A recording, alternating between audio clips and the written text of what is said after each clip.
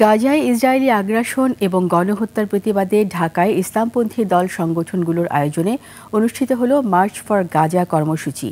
বাদ জুমা বায়তুল মোকাররম মসজিদের দক্ষিণ গেটে মিছিল পূর্ব সমাবেশে গাজায় মার্কিন ইসরায়েল অক্ষের গণহত্যা বন্ধের দাবি জানান বক্তারা। এ সময় পাঠ্যপুস্তকে ফিলিস্তিন ও আল আকসা মসজিদের ইতিহাস যুক্ত করতে অন্তর্বর্তী সরকারের প্রতি আহ্বান জানানো হয়। ইসরায়েলি বাণিজ্য প্রতিষ্ঠানের সঙ্গে চুক্তি বন্ধেরও দাবি জানান তারা। হাকিম মাহি রিপোর্ট। ওয়ালটন এখন দেশের সীমানা পেরিয়ে পৌঁছে গিয়েছে 50টিরও বেশি দেশে। ওয়ালটন, ঘরে ঘরে বিশ্বজুড়ে। বায়তুল মোকাররম মসজিদের দক্ষিণ গেটে ইসলামপন্থী দলগুলোর আয়োজনে মার্চ ফর গাজা সমাবেশ ও মিছিল। এ সময় অংশগ্রহণকারীরা বলেন, ফিলিস্তিনে মার্কিন ইসরায়েল নিরপরাধ মানুষ হত্যা করছে। ইসরায়েলের আগ্রাসন বন্ধের দাবি জানান তারা।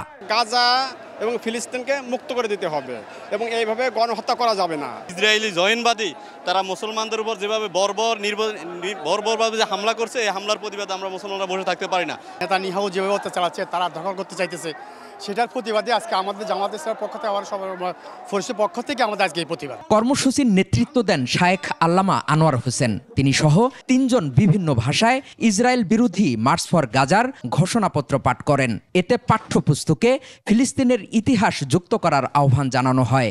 বিশৃঙ্খলায় জাতি আর পছন্দ করে না।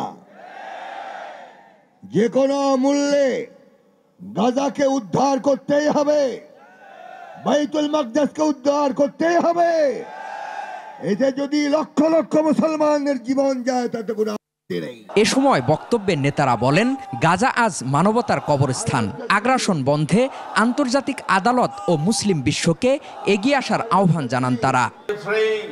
Thousands of women, children, the elderly, journalists and civilian bombardment, refugee camps which were the last shelter for many.